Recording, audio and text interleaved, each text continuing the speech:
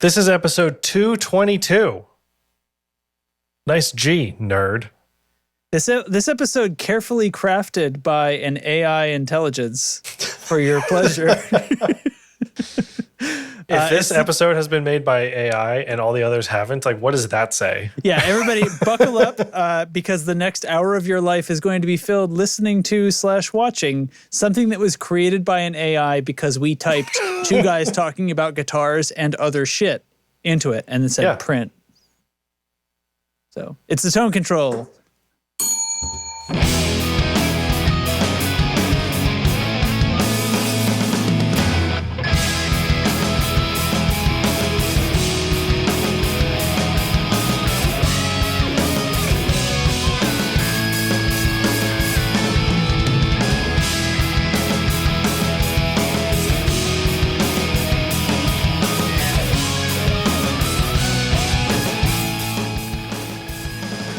Whoa, man. Oh, damn. Sorry, I just smacked my headphone cord and had that thing where where it pulls on your head while it's... Jeez. That's a moment. You notice your belt loop never gets stuck on a doorknob when you're having a good day? Wow. Causality. What is that about? Causality, am I right? I'm going to take it up with big belt loop. Maybe that's the problem. Maybe your belt loop is too big. It's getting caught on stuff. I don't have lever doorknobs in this house, but my parents do, and I always get snagged on them at their house. Yeah. So, bitches. It's so the headphone thing is the equivalent of your belt loop getting stuck on a doorknob. Okay. That's all. Hey everybody, welcome to the Tone Control. What? Eric says we got to take it up with Big Gene. Just not even jeans, just the one. What's a singular gene? Big Gene. Derek, it's been a hell of a 2 weeks. Now, I don't have a teensy baby to take care of or anything. Yeah, that's true. So you guys want a little desk tour right now? I feel weird about complaining about this, and so I really want to let you go first. Okay. Well, things are going well. Jack is doing great. Oh, he's 6 weeks old now. So we're just, dealing with the baby things that are just things that you deal with when you have a baby. And I think I had mentioned this when we were expecting. I was just going into this knowing it's going to be the hardest thing I'll ever do. And that was it. That was my preparation. Just kind of this will be the most consistently hard thing I'm going to deal with for a really long time. So just got to surrender to that and everything will be fine. And that's working really well. So on my desk today, it's the only attitude I can have because otherwise I would give in to panic and freak out and all that kind of stuff. And it's just not worth it. So just got to take it a day at a time. Getting the Groundhog Day feels right now, of course. Every day it's oh, okay, we're doing it again. Here's the whole routine and all the stuff. Right. And okay. And where's my stuff fit into that? And with work and podcast and just in school and other things and friends and family and all that. So anyway, here's what's going on my desk today. Podcast setup over here. Work setup over there. And then over here in the corner is a pacifier, a book about baby sleep, and a burp cloth. So that's kind of how I'm coming in right now. Yeah. It's all within reach. Right? Yeah. It's just this book is called The Happy Sleeper. Anybody with a baby, I would recommend it. It's kind of just like a reference book. You throw in I need 5 months to 2 years, boom, right there. Oh, you need 0 to 4 months, boom. You don't need to read the whole thing, just read the part you're in. Yeah. Yeah. That's the thing about parenting books. You have a whole bunch and it feels like you got to read all this stuff to know what you're doing. You don't. Right. Just read the part that you're in. Yeah. Maybe the next part. We had one, and it wasn't that one exactly, but it was something like that too, where you could be okay, now we get to this point. I think it was sort of it was a dual system, right? There was one sort of phase of the book that was more book-like and less reference-like, right? That was sort of taking you through all the things. But then later it was reorganized. So now here's the breakdown. Here's you're this week's, you're this week's, you're this month's, etc. And it's the same info, right? But that's really, really helpful. Really helpful. Yeah, and it's been going pretty well. He's still eating every 3 hours. So he's eating 8 times a day. Yeah. 8 or 9 times a day. So that includes all night as well for the uninitiated.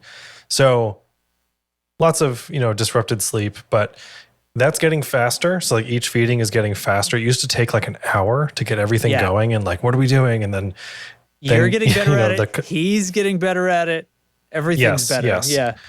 And when you hit 6 weeks, like they enter this zone of being able to like detect patterns and stuff. So like we can start things like sleep training, and we can start things like bedtimes a little more easily and all that. So you add it's a good. bunch it's of good. Except you construct a little bit of a routine just for the sake of it, and then pretty soon, whenever we get this out, he starts yawning.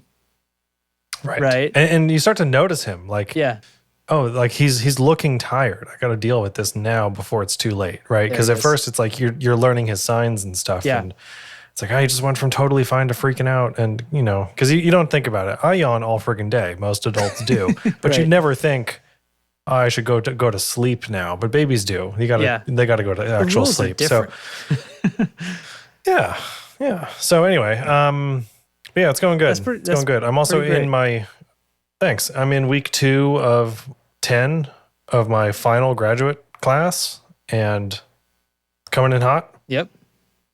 But it's good. When I'm done with this, I'm going to feel like I'm just going to watch all the TV, watch all the movies that I've been missing and all that shit. Because like, I don't know. We don't watch a lot of TV as it is, because a lot of my nights I'm up here. If I'm not podcasting, I'm doing homework. So I watch like one show, have dinner, and then it's that's just like your break, and then you're sort of back at it. Yeah. Boy, end in sight. Just gonna like binge a bunch of TV. Yep. And actually, the term ends the day after my birthday, so that's exciting. Sweet. Everything happening. The Legos are clicking together.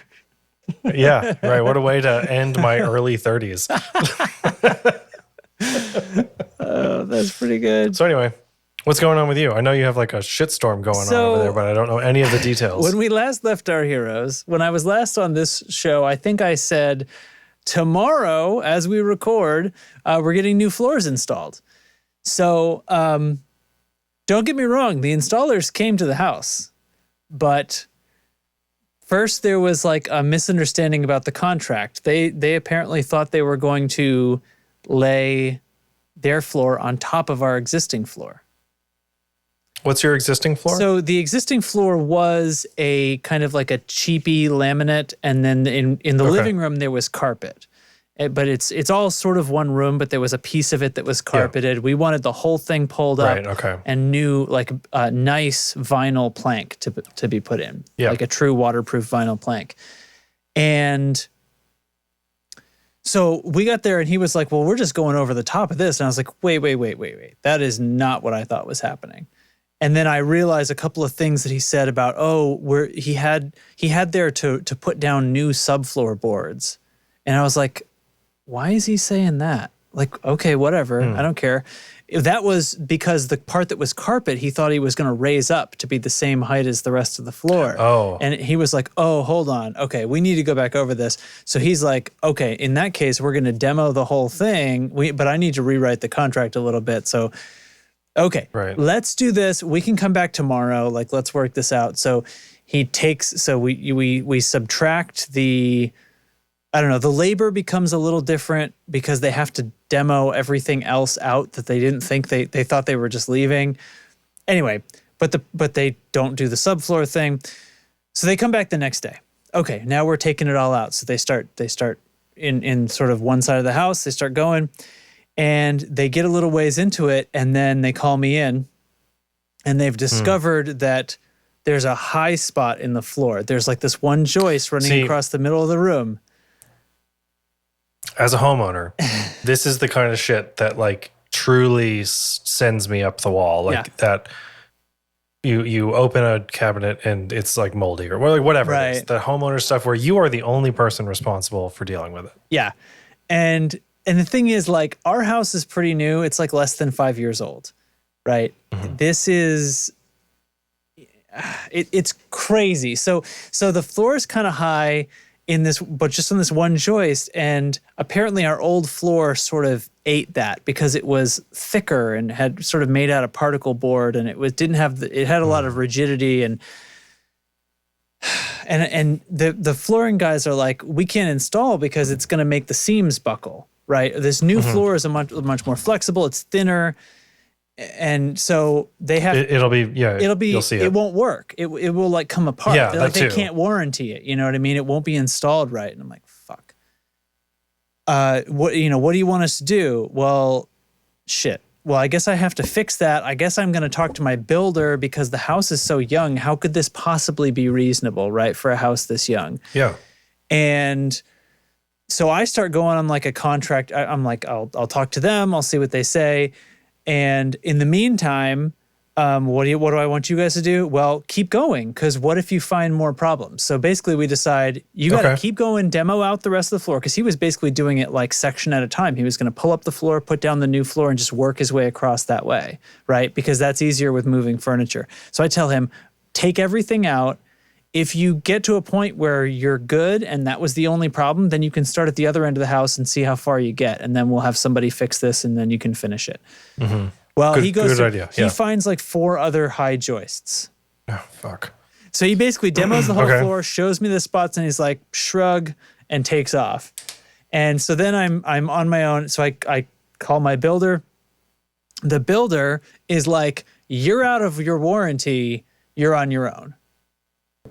And I'm like, okay, fuck you, I guess. But like, because they're telling me this is crazy and they've never seen this before. So I start calling every contractor in the yellow pages, in Google.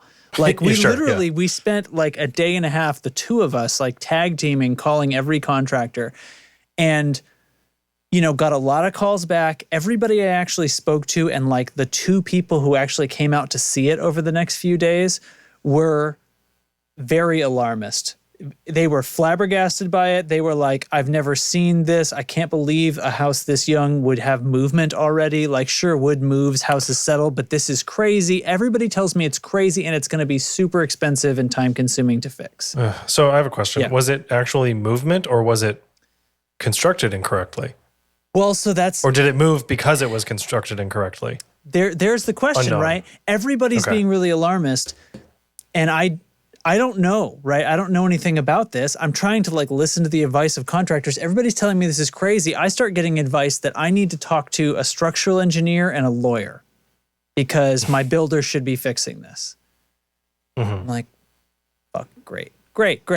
So then I start looking for that. And then as we start going down this line, it's like, we're going to pay a structural engineer several $100s to create a report that is like an official report from a structural engineer that says, this is why the problem happened, whatever they end up deciding, this is why it happened, this is when it moved a long time ago, it moved only recently, this is reasonable, or it was constructed incorrectly. My builder is still telling me, and basically I say to them, like, look, I'm being advised to get a lawyer. Are you really sure you don't want to come out and look at this for me, Because I'm not to threaten you, but like, this is the last time you're going to hear from me, and probably the next time is going to be from a lawyer kind of thing, right? And he talks to me some more. I send him pictures of like the level teeter-tottering over the joist, and he's like, it's normal movement, man. Sorry, I'm not going to help you. So my builder's saying, this is not my fault, it's normal, and you need to fix it. Every other person I talk to says, your builder should be fixing this. This was built wrong from the start. There's no way it should have moved this much. What the fuck am I supposed to do, right? So I'm like looking up the structural engineer stuff. Meanwhile, my flooring company, who's like trying to help me, right, and trying to get this job off their books, frankly, because they're in standstill on it. They're like, we don't do this, but they call around, they find somebody that somebody knows who's like a handyman. And he's like, I don't think this is that big a deal. I think I can fix this in like a day. And he offers me a price that is like a quarter to a half of what everybody else is estimating to fix it. I mean, let her rip, tater chip. And then Marielle's upstairs. She's like talking to the structural engineer people, and they tell her, look, it's going to cost like $600 or $700 to write up this report. And there's no guarantee they're going to find something that is legally actionable against your builder. It's going to, of course, who knows what they're going to say. And even if they do say it's the builder's fault, they're not obligated to turn up in court for me. Right. So I start going, are we making a mistake? Like, should we just have their guy like do it's a quick and dirty fix, but it's going to get it done and get the floors down, you know? And then I'm like, I don't know why I didn't do this before. I look up online, how do you fix a high floor joist on YouTube? Yeah. Well, there's a fuckload of videos on YouTube, and there's people doing it by themselves. There's a way to do it if you can get at the joist underneath. There's a way you can get in there and do it, and it's not that big a deal. They don't even have to disturb a sitting floor. And then there's another guy who's redoing a bathroom. He pulls up the floor. He discovers it's too uneven to put down floorboards, just like me. And he just cuts it open, shaves down the joist, puts new subfloor down. He just does it on a YouTube video. It's not a big deal to them.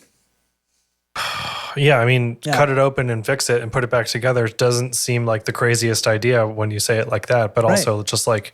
But I don't know this ahead of time, right? So of course, because why would you? Because you don't build houses. Right, but I look at this YouTube video and I'm like, you know, I don't have a belt sander, but like... A circular saw and a belt sander is all this guy used. I can do this, you know what I mean? And my time is, I'm worth more here and I should get a handyman to do it kind of thing. Even, honestly, like, even if the handyman does that, I would totally pay a guy to just do that. That's what, right? Like, it's, So we decide, okay, we're going to do this. We're going to have our flooring company's handyman person do this fix for cheap. He came in, so after moving and starting and rewinding and all this stuff for like a fucking week and a half and having no floors, by the way. We're walking around in shoes and there's dust everywhere. I'm cleaning off my stove and countertops 3 times a day. My dogs, by the way, I'm going to give them a bath tomorrow, but they are dusty as hell because they're poor things. Those old dusty dogs. Oh, they're just dusty dogs. They're behind me now because Marielle's at class. That's the other thing. Marielle started school this past week. So her first week of school is not the way she wanted it to be. Her first week of her yet another graduate degree is not the way she wanted. She's totally out of control and her house is not settled. Yeah. So we get the... Well, like one of the things, like when you do something crazy, like start school, like she's doing. Yeah. You need everything else in your life to be like extra sturdy so you can rely on it because you've disrupted something. Like she doesn't work anymore. She's a student now. So, okay. So on Thursday, the guy does the fix. It was a noisy day, but he took care of it. And then today, Monday, they installed my floors. Oh, fuck yeah. They look great. Where's my bell? Here's Victory the thing. bell. Here's the thing. Sort of side story to this story, because that's not the only fucking thing. Oh my God. Because Friday last, a week ago, so this is after our floors have been out for 4 days. Our floors have been missing. Friday morning, Aria wakes up throwing up. She has a stomach bug. She gets over it in like 18 hours. Okay? And she's like, okay, over the weekend. She starts to get her appetite back. And then Marielle gets it right before she starts her fucking classes. On the brink of going back to school. So she seriously is like dealing with a stomach bug and like, let's see, how much do you describe about someone else's stomach bug on your podcast? No. I think you got it. Like we know. Anyway, like say no more. Stuff's going on and she's going to class anyway, right? Jesus, what a trooper. And that's been going on. She's like today starting to have like a normal appetite again. This is week 2 we just did. Fuck. Yeah, we've all had those. We don't need to say anything about the stomach bugs. You just say that and you're like, got it. Oh, and I didn't get it. Like I feel sort of bad, but I guess I'm invincible. Because I didn't do anything special. You're lucky. I just lucked out. Maybe I was exposed to it already before or something. I'm trying to open a goddamn... Now I can't even open this can. Do the trick I told you. Push down on the middle. Yeah. All right. Hey, man, that sucks. So, shit. See, like I have a baby and that's hard and stuff, but like that, if I had that going on in my house, I would have to take a week off of work, right? Like I would not be able to cope with anything else just mentally. The admin of all that kind of shit would drive me up the wall. I was a little unproductive, but it fell at an okay time. Like I wasn't overloaded with work this past couple of weeks, and that was it was a good time to be not overworked.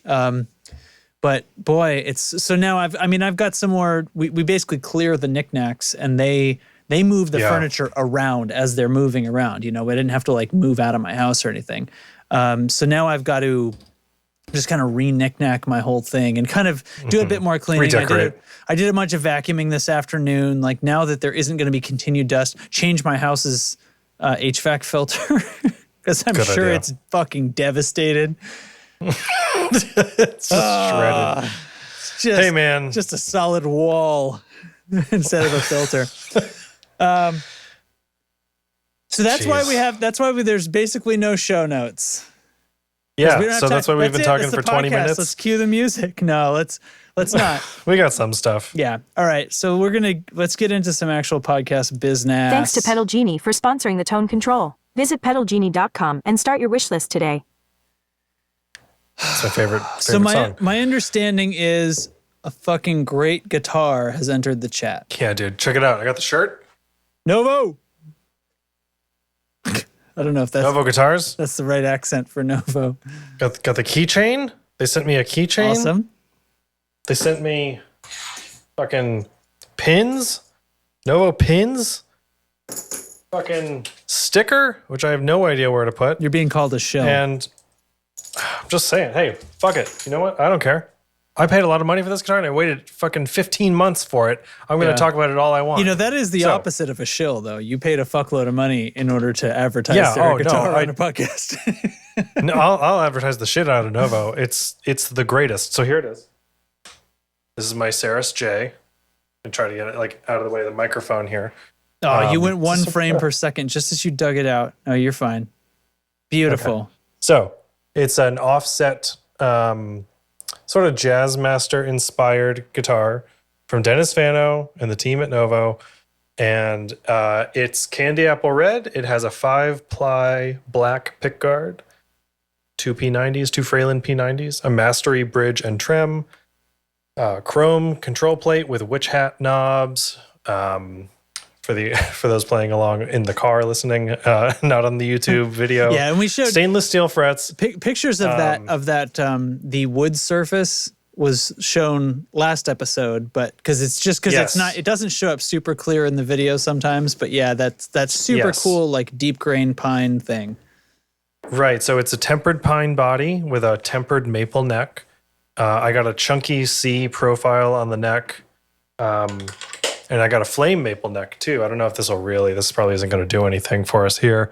But you'll just have to believe me that it's flame maple. I think I can kind of see it. I can almost see the flames. Yeah, there's a little bit of motion in it, like up at the headstock there.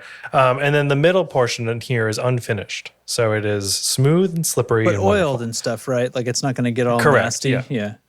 Right. So stainless steel frets, big blocks, and big block inlays. Perloid block inlays and binding on the neck, and So all great. of them bells and whistles. It's so great, dude. So like it's big. Let me back up a little bit. It's like a large guitar. They are, Yeah, like a feller does. it's a big mamma jamma, but so are Jazzmasters. Yeah. And the mastery trem and stuff is like wicked. Every guitar that has a J style tremolo should have, or vibrato should have a mastery. Playing through the rev. Play it through the rev. Playing through the rev like always. It feels great. So like I got the chunky neck profile. I'm really glad I did. It's not overly big. It's not like a big vintage Fender baseball bat style thing. But the guitar is big too, like you were saying. So you need the counterbalance, right? Right. And considering the size of this guitar, it still weighs under 7 pounds. Yee. So weighs less than my Strat, Weighs less than your kid. It does.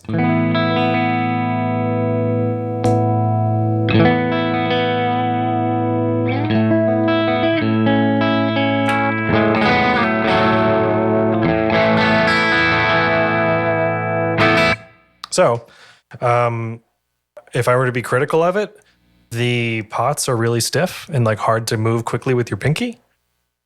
Like on my Strat, like I can reach, because you can reach it like a telly. Yeah. But they're really firm, so it's a little bit tricky to move them. And when it arrived, the B string was a little bit low, and that's it. But really, like that's kind of worked itself out.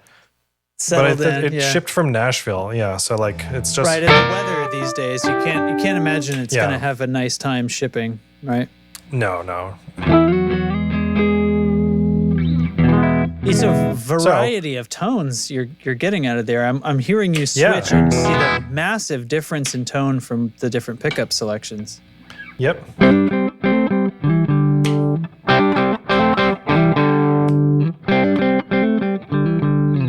So it sounds like bridge is really hot, huh?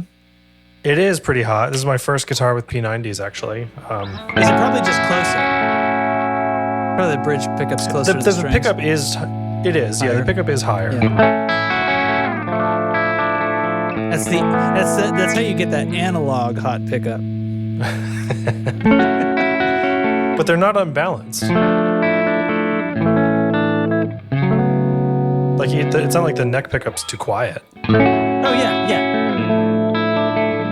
But that's your amp is doing that too, you know, because you're getting the crunch on the neck on the bridge pickup. Yeah, that's pretty great. It's awesome. I like that wide I love variety. it. I think you would really like these guitars. Just knowing what I know about you and guitars. Yeah. It's big. It's not heavy. It doesn't neck dive, which is crazy because it's like when you pick it up, you can tell all the weight is in the neck. Yeah. The body is just sort of not there. But the pegs are in the right place, I guess.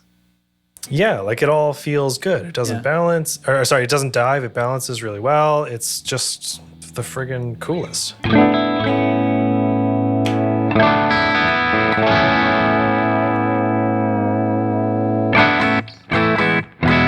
Yeah, is it weight relief? I think we saw it without the pickguard on it. There's no weight relief in there. I mean, they chamber it for three pickups, but that's it, right? It's cut for 3 pickups, but that's it. I mean, it's just top pickguard mounted, so they can't weight relieve it in here. Yeah. It's just a solid body, you know. It is relicked, just very, very, very lightly. Here's the back if anybody cares. There's a tummy cut. But yeah, I got the light relicking, so there's a few nicks and dings, but really from a distance you can't tell. Yeah. That's cute. I've been playing it kind of nonstop. It's really great. Really great. It's disappointing. Doug is disappointed that it's relic. The only chatter, I had to scroll up to see who was typing this because his name is scrolled off the chat. It's just all Doug. Doug is disappointed that my Novo is relicked, but I'm not, so whatever. It's not up to you, Big Daddy Doug. You know what, Doug? That's right. Your Patreon donation isn't big enough for us to care about that. What do you think of that? So what's funny about that is Doug he's got to be the highest donator, isn't he? Doug is easily the highest donator by a wide margin, like an order of magnitude higher. He's basically trying to buy the show. He's trying to get a seat on, this executive producer's Shares Club thing. He took that to the next level, and he was like, I'm going to be sitting on the board by the end of the year. Are we about to get an email that Doug has updated his pledge to $3,000 a month? He's going to go totally Elon Musk on this. He's just going to backdoor buy us out. He's going to buy out the tone control. I'm going to get rid of all the spam in the Tone Control podcast. No more talking about floors. No more talking about babies. It's all guitars from here out. Anyway, the Novo rules. I love it. You can get them in super light relic, which is just finish checking and patinaed hardware.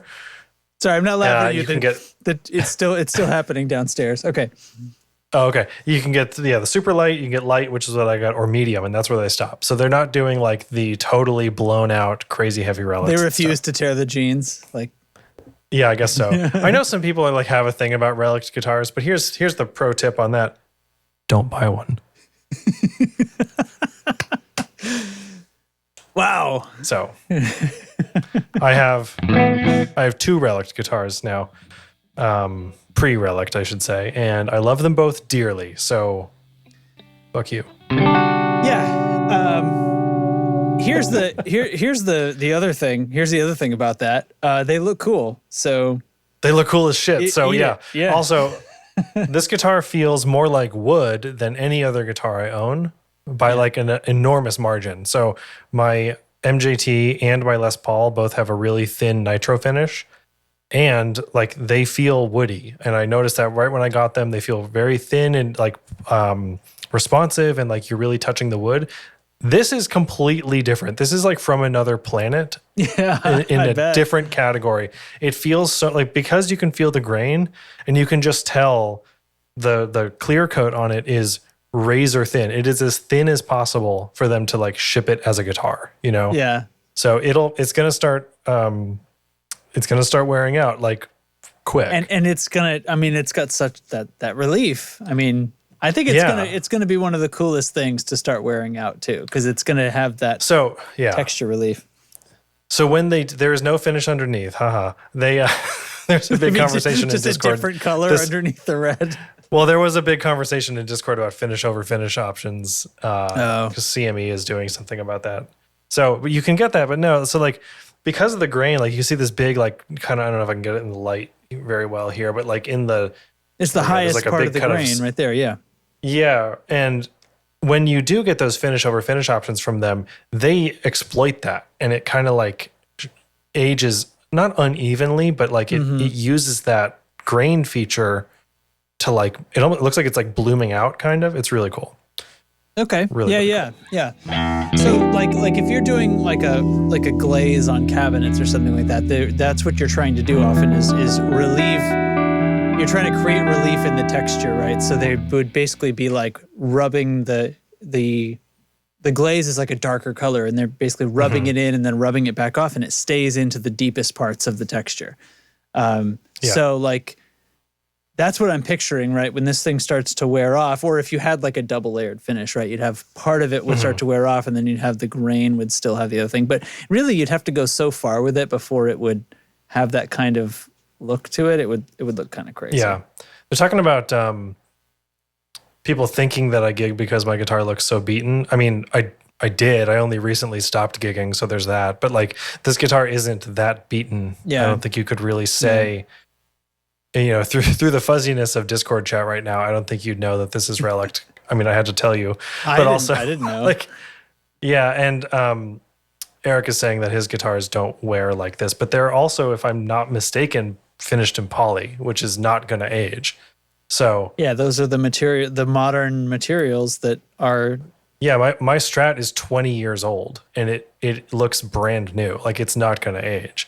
It'll have scratches and stuff in it, but like it's you could chip if you actually hit it, but it's not just going to check on you. And I mean, that's why they switched to those materials. They were trying to create something durable. Oh yeah, because guitars will check within a year or less even. My MJT has plenty of more checking since I got it. That's about, I mean, now it's I guess like 8 years old, but within the first 2 or 3 years, it looks a lot different than when I first assembled it. Yeah. So I don't know. I mean, my Les Paul has some like, they call it like orange peel. There was like it's not a checking, but it's not like, it's kind of like an imperfection in the clear coat, like in the nitro. It has just this like orange skin kind of texture to it. Okay. So there's some of that. But yeah, also just like for a second, the premium quality of this guitar is like outrageous. It is so good. It like just objectively, relicking, paint, all that body shape aside, it's objectively awesome. I love it. Plays really great. Sounds really great. Super lightweight. All the things you want. Everything you want.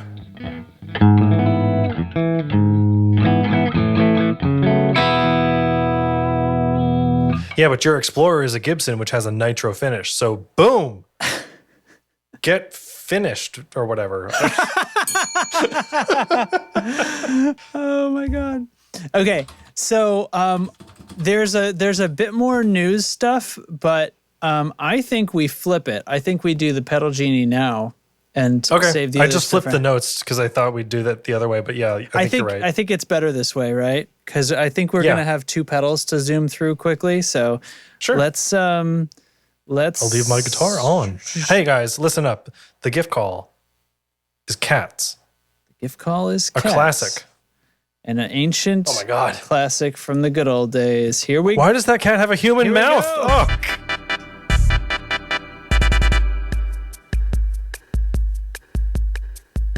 Pedal Genie is like the Netflix of guitar pedals. Rent any pedal you want for as long as you want, for one low monthly price.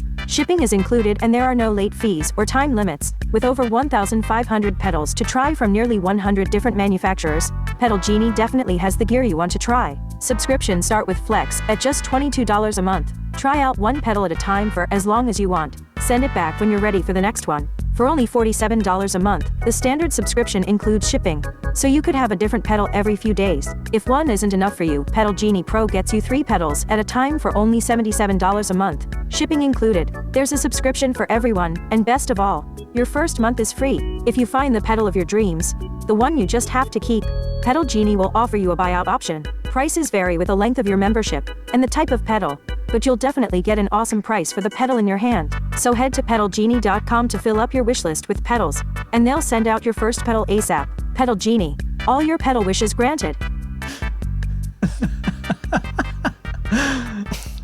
Oh my God. It's like that one was budding. Cats, you know. It's like that one was budding. I got so distracted. Cats, such a fruitful internet topic. Yeah, no kidding. I think, Yeah, Doug wins. oh God. So I hope it's not too bad on the playback, but sometimes Discord does these updates, and I don't know if you guys know this, but Discord, the way the Discord app is written, it's essentially just a Chrome browser window. That's and anyway, so weird things happen, and sometimes they'll do little updates. So I was tracking a lot of encoder lag during that. So it's possible that our video got very choppy through there, and I hope that the audio didn't follow suit. But anyway, all those GIFs was really killing my computer for some reason. I can't Good job, help it. everybody. Good job, everybody. You did it. You really did it. The last cat here is Eric's actual cat, which rules. Wicked. Awesome. Doug, I missed this. Oh, man. She's a bitch. Anyway. All right. So Derek has I have the Starlight from Crazy Tube Circuits. Starlight. Crazy. There it is. This is, what are they calling it? It's like a distortion fuzz distortion. If you ever needed a smooth and liquid fuzz distortion made for soloing, then this is the pedal for you. Yeah, combining JFET and MOSFET gain stages, blah, blah, blah. Yeah. It's a pretty simple dirt box. It's got volume, tone, and gain, and then like a high and low toggle switch, and that's it. And I think it sounds really good. And I'm watching them on Reverb at the moment because I kind of want to maybe see if I can grab one for the cheap. So anyway, we're in the Rev. Like I said, I'm going to put all my EQ just at noon. And here's what that sounds like.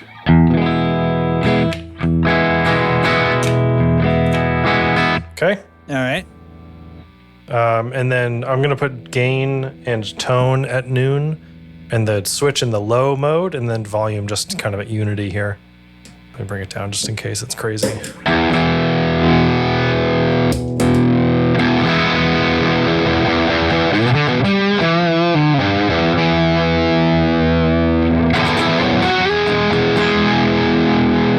My waveform is like a sausage. Your Discord was just eating that. Yeah.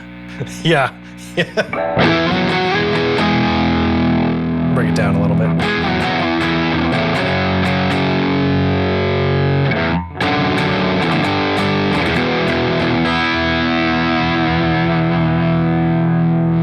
Can I get some big verb on that? Not at the moment. I can't. Sorry. Not gonna Bring happen. the tone up.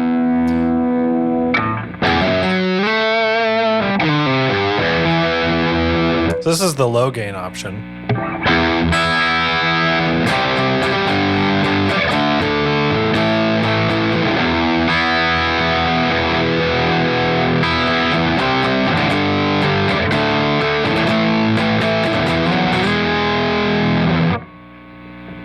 Is Discord just chewing that up? Yeah, it's really trying to get rid of it. It basically sees that as a horrible sound that it wants to get rid of. Okay. I'll switch it up a little bit more for the actual episode. And Yeah. can I change that on my end? Can I do anything about that? I think we already have noise reduction and stuff turned off when we record the show, so I don't think you can, but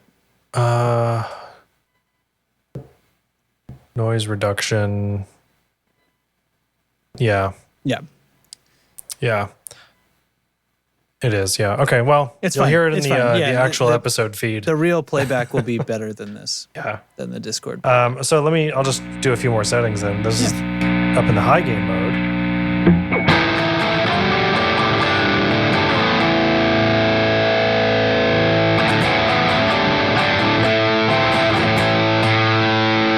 You know what it is, Just gonna Derek? turn some knobs. If you give a break and talk between, it comes back. Okay. So it's when you do like more than 4 chords and you don't talk in between, it starts to go. That's just like- his background noise. Yeah, Oh, I see. Okay. yeah. I think that's what's up. Okay.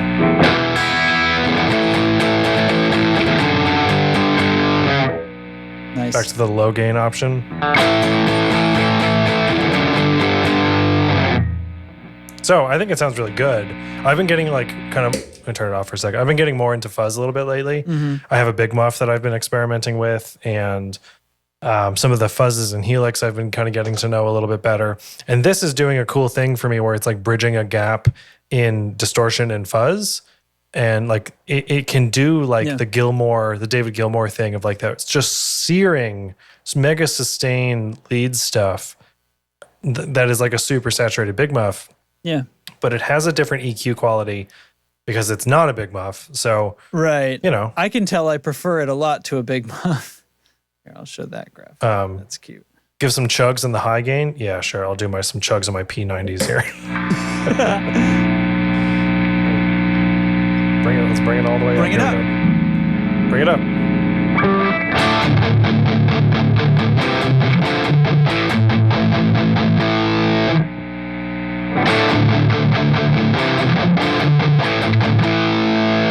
It's respectable. Yeah.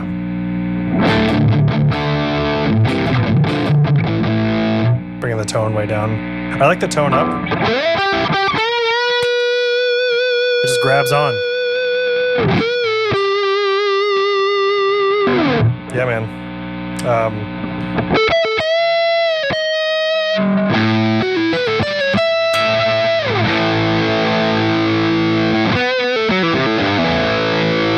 It's really mid-rangey.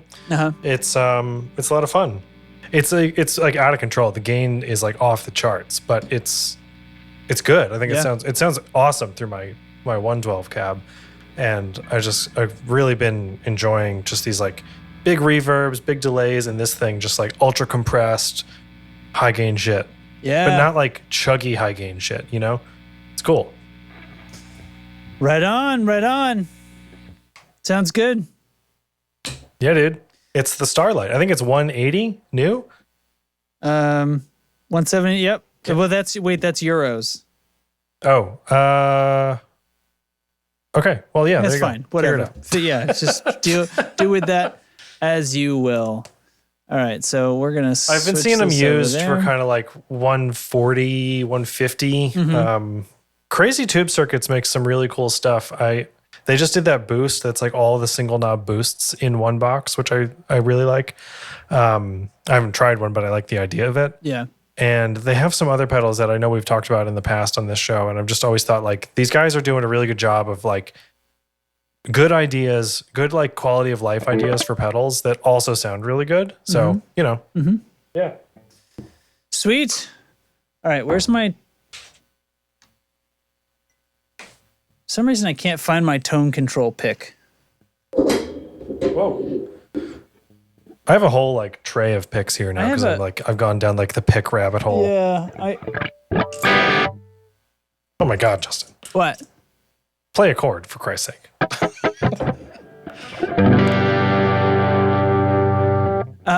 Okay, so we're Nice G, nerd. fuck you, G. All right, what's up? So I have this guy. This doesn't seem to be made anymore, so we're just showing some store page. Oh, solid gold. Okay. Solid fucking gold. Oh shit. So that's what's up. Solid gold, rosy fuzz. That is not the Rosy Fuzz. This is. Oh, Speaking of mid-focus, okay, so what's going on here? So we've got fuzz, tone, volume, and bias. I think the tone is a switch.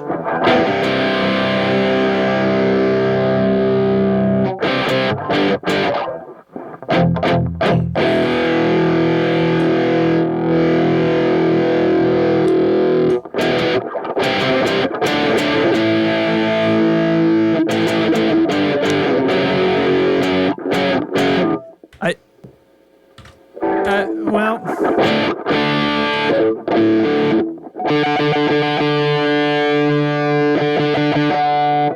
so I gotta know, like, I can't tell if the switch is changing the bias or if the switch is changing the tone. yeah. Two-way look at tone this, it's toggle. Yep. So it's a Tone Bender Mark II. Okay. It's a tone bender, so the knob is bias. So it sounded like it. So it like it's getting squelchier, like kind of like Yeah. you know, it's getting more of that crap.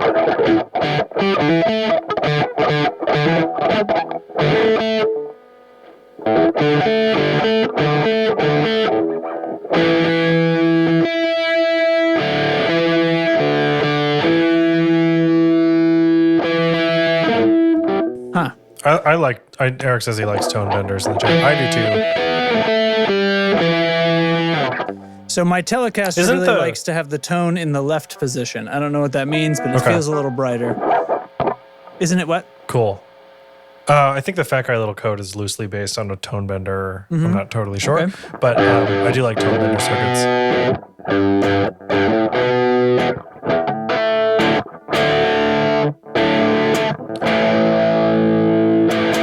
So it says here, That's minimum gain. wow. It says here. So it says here, it uses a combination of JFET stuff for this, whereas tone benders tend to use germanium transistors, which like lead to a lot of noise and stuff, and they tend to be temperamental. Yeah. So, you know, Well, there's that some noise makes there, for. I mean, but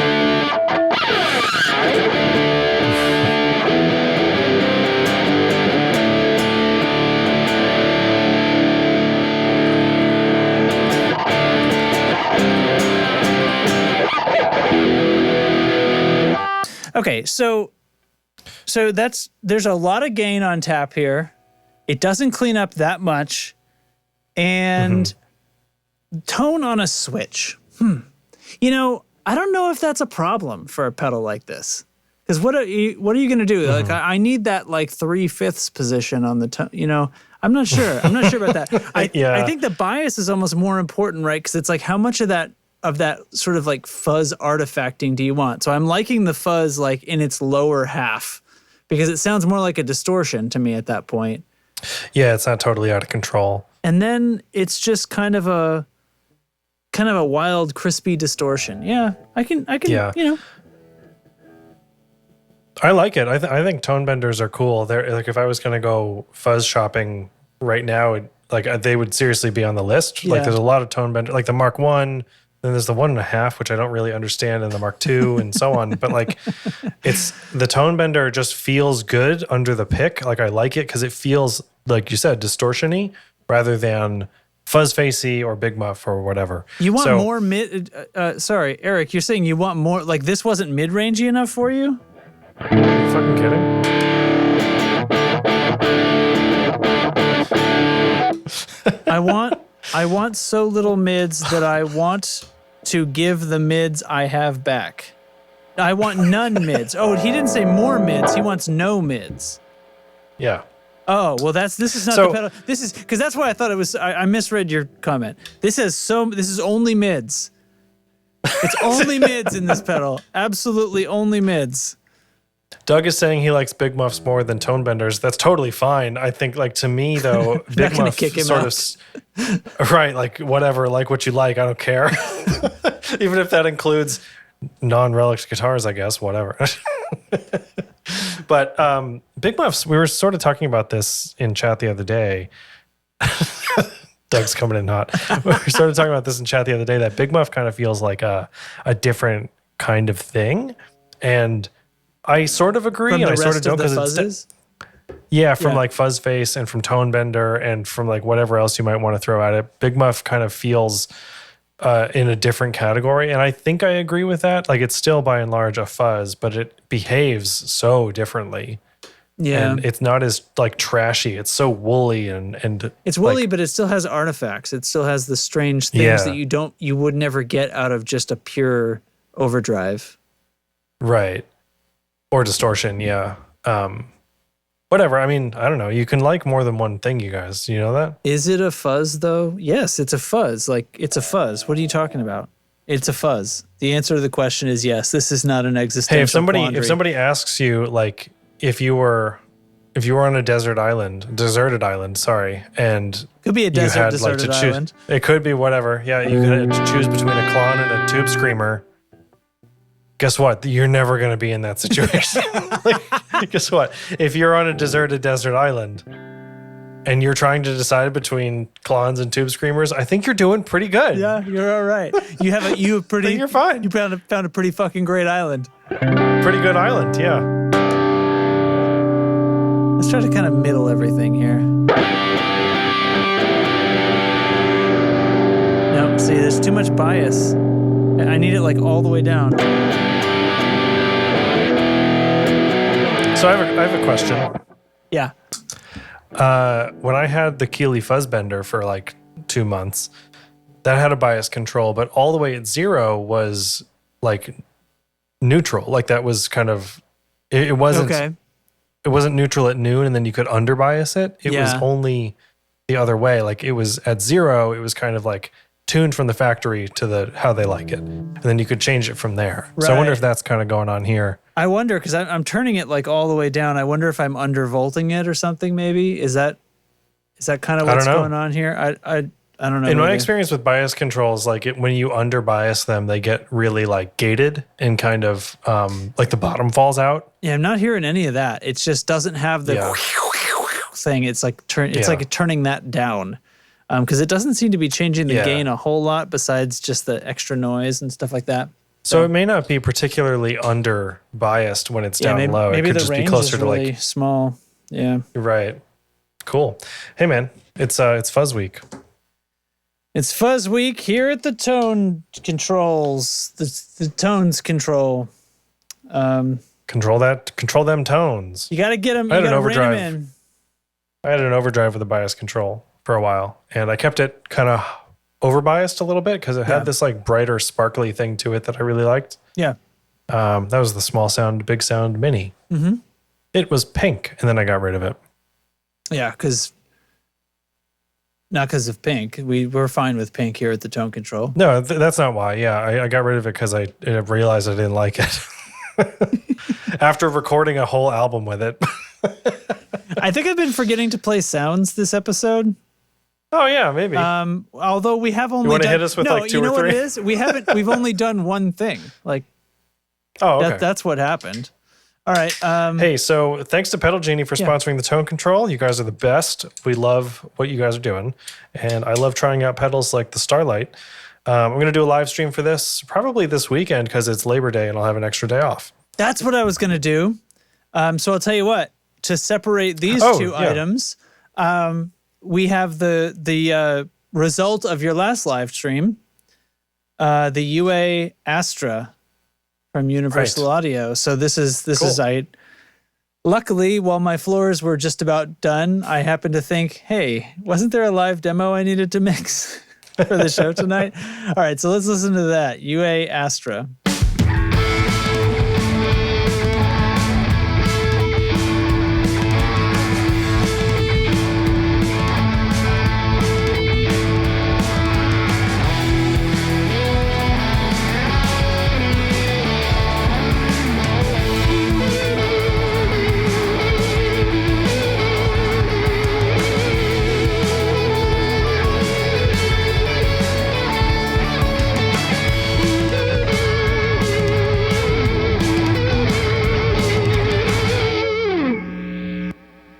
Nice.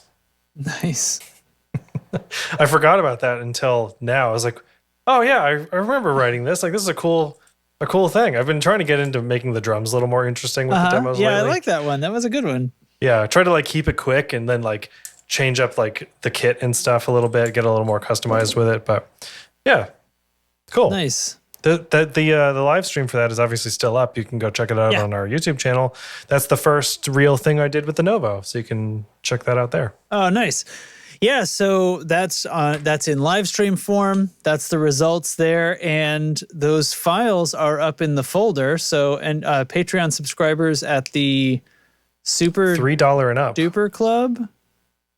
No, the Super Double Duper Club. The Super Double Duper Club, $3 and up. That is one of the perks. Is there? Those are there, and I'm not sure what embarrassing thing you could make from that, but it's yours to do. Dude, remix it. Yeah. Turn it into like do a trap remix. Yeah. Also, and if you do that, when you do that, also tell us what trap is. Yeah. So. Yeah, seriously, if you do something cool with, or not, even if it's not cool, if you do something with hedge. If you do something with our stems, send it in. We want to hear it. Yeah, all right. So now I think we're going to talk about Pat's smear. No, that's not right. Wait, what did I got this wrong. Derek, what's going on?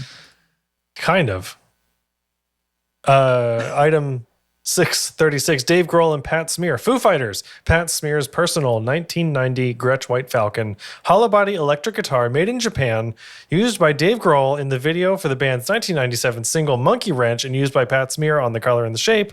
Album recordings is up for auction.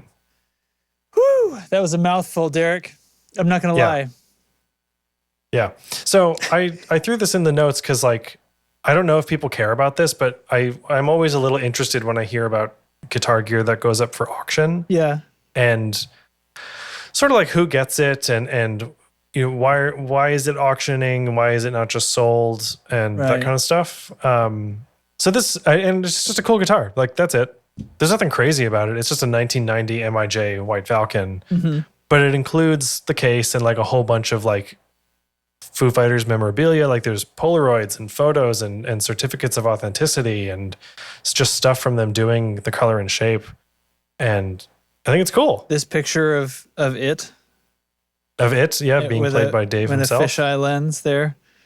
Yeah, yeah. I mean, so I clicked through this website and. There's a lot. It's a guitar auction site, and they have a lot of stuff, a lot of pedals, amps. Even they was like auctioning off John Entwistle's bass strings. Wow. Okay, right, and it's like expected bid $40 or £40 because it's in the UK. Oh, okay. But like, I don't know why I'm scrolling through some this, of but like estimate 15,000 to 30,000 pounds. Yeah, bidding is open. Can we see what it's up to? I guess we can't. I don't think so. We probably have to in that sense. We probably have to become a real bidder at that point to kind of sign into it. So, but it's crazy to look through and see some of the stuff and what the estimated bids are going to be. And they've got things like a Boss TU3, just one, not owned by anybody famous or anything. And they're it's auctioning like estimated it? bid. Yeah, estimated $60. So this is just eBay. You're right, but it's guitar specific or like music and yeah, music specific. So there's like amps and cabinets and speakers and effects and stuff. But it's reverb kind of, but they're also like not celebrity, but like, you know, notable musician focused, and it's an auction. So Reverb doesn't do auctions, but okay. I don't know. It's just and it's they're really curating what they sell and what they don't sell. Yeah. So I don't know. I'm like looking through, seeing if I see anything cool. And there is a 1993 or something, like a Marshall Bluesbreaker pedal, which is one of like the coveted overdrive pedals. And it's something like estimated to sell for 80 pounds. But on Reverb, they're selling for like $800. So like, how do I buy this at auction for $80, $800 and then flip it, you know? So I don't know. But anyway, I just wanted to like mention it, I guess. There's nothing really else to talk about. It's just a cool guitar. Yeah. Okay. Do you think this is relict? No. I think it's real relic. or whatever the shit. It's not called relic though if it's real, right? I don't know. What It's do they a call relic? it? Do they call it anything? Do they call it anything? Well, that did not turn out to be the grenade that I thought it was going to be in the. Oh, here we go. It's well loved. All right. Yeah, white falcons are cool. I like the white penguin too. It's a little smaller. Yeah. You know, that's whatever. I don't know. I just threw this in the notes because I really needed something to talk about. I like the name White Penguin much better. Somebody pull up a link to a white penguin in the chat for me because I don't really feel like doing it. But I'm going to be honest with you guys. I threw that in the notes because I needed something to talk about. Well, that's all right because we are. We've just crossed the hour mark in our recording, so yeah, we're doing great. We're fine as always. Consummate professionals. Well, we get it done. Oh, there's a white penguin in the chat. So somebody grab me a link to a Gretsch white penguin, please. It's a white penguin. There it is. All right. Good job, everybody. All right. Hey, should we say our things of the week and then our patron friends and then go home? We should do that. Everybody's just finding actual penguins. I think they're trolling us, Derek. Can you believe that? Maybe the gift call for next time should be, oh, there it is. There's the white penguin. Oh, this is weird. Why is it so small? The picture, not the guitar. Why can't I drag that into my browser? I'm not having fun. It's being a turd. I have a thing of the week. Do you want to do a sound? It's a GIF from Discord. It's like it's a GIF from the, of it's one from frame. the Discord content distribution network. It won't go into the browser. Oh wait, I got it. The headstock. Look how small headstock it does look is. fucking huge. Why is it small like this? Why is this image tiny in the center of my browser? Hold on. Wait, there it is. It's because it's a teensy image. It's because it's a penguin. So stupid. Okay. You guys ready to record an episode? What is happening to us? The headstock on that guitar is huge. It is like. Is it, or like is the 30% guitar the size. is the guitar small? Both. Why can't it be both? Why can't it be both? I like the inlays on those. Okay. Anyway. Okay. So here's Do you what's have a going thing to of happen. the week? I am not sure if I do. How about a thing of the week is fucking floors. They're great. You don't know what you're missing, so you don't have them anymore. Jeez. Don't take your floors for granted, people. Holy hell. Holy smokes. Episode title, why is it so small? Jotting it down. Okay. Okay. So my your thing of the week, I'm gonna go find a nice image for. Here we go. Okay. You start my talking. thing of the week, we were talking about this in Discord today. AI art. And like this has kind of been in the news a little bit, like art generated by AI and stuff. So this is things where you feed them like a text prompt, right? You feed this. You give it like algorithm. and correct, and it gives it creates art or it creates an image for you based on your input. And I found one that is it's a bot that is running in a Discord server, and it's called Mid Journey. I think I spelled it wrong, but let me just double check. Yeah, Mid Journey. One word, MIDJOURNEY. Yeah. And the way it works is that you go into a channel and you just like, there's a slash command and you type imagine blank, and then you just give it whatever. Yeah. And it in the chat responds to you, and you can watch it create the art. Yeah. And it starts at 0%, and then it like ticks up slowly, refreshing the image every time. And then it like mentions you and says, here's your image. And then it gives you like a 2x2 of 4 images. And it's crazy. Like, I don't know how it works. I'm not going to try to, explain what's going on, but it does. It like searches the internet. It's amazing to watch for those words, and then finds images that are related to them, and then analyzes what's the same about them or something. Right, and but then you there's can special also, magic in there. There's special magic, but you can also do stuff like say, so-and-so with glasses, right? And it knows to like make a person and then add something to them instead of just like a Google image search. So and you can give it really conceptual things too. Yeah. So it's doing all of this in the background, and it just spits it back out. So you get these 4 images up, and then you can choose to either try again, like just start over, Start try from fresh. scratch. Okay. Yep. Or you can choose like, give me a high res version of number 3. Like it'll just give you like a 1024 res version. Nice. Or you can choose one of the 4 and say, now make art based on this one. And you can sort of like, not daisy chain it, but you can like feed it along. And so you give it a prompt, it makes the 4 images. Then you pick like, okay, try again, but using image number 2. And then it'll give you 4 more, and you can like iterates. keep going down. Right, Yeah. that's the word. Yeah, you can iterate over and over and over. And so while I was in there today kicking around, somebody was iterating. What was it? A dead shark in the street at sunrise with traffic lights in the background. Just Like, what the over fuck? and over and over. And they Over and so then over they- and over. When it came up Yeah. with 4, they would pick one and say iterate that one. Yeah, do the same and then thing. just over and over and over, and then like increase resolution, and then adding things like oil painting, realism, photorealistic, like all of these art styles and stuff, and it just does it. And it's That's awesome. you can do anything. And I was like, So what Derek did and tell Justin me from the Tone Control podcast. So is that what you typed? Tell me what you typed. Yeah, Derek typed and Justin Derek and- from the Tone Control. from the Tone Control podcast. Yeah, and it made this. And here we are. This is us. And I searched like guitar podcast about guitars. Not searched. I'm sorry. I told it to make images on these things. Yeah. And what else? Like I don't know podcaster, which one of us is which in Yeah. any of these 4 images, but I love them. Yeah. Podcaster with glasses and beard talking about guitars, right? Like, and that would always produce something kind of weird. Or Yeah.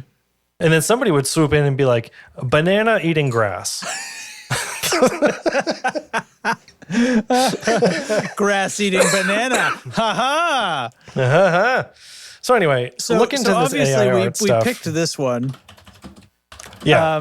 So that's my picture So in you, Discord right you now. changed the picture of this. Is which one did you use? Are you left or right? I went with the left. Okay, so I'll snip out the right and make that my avatar in Discord.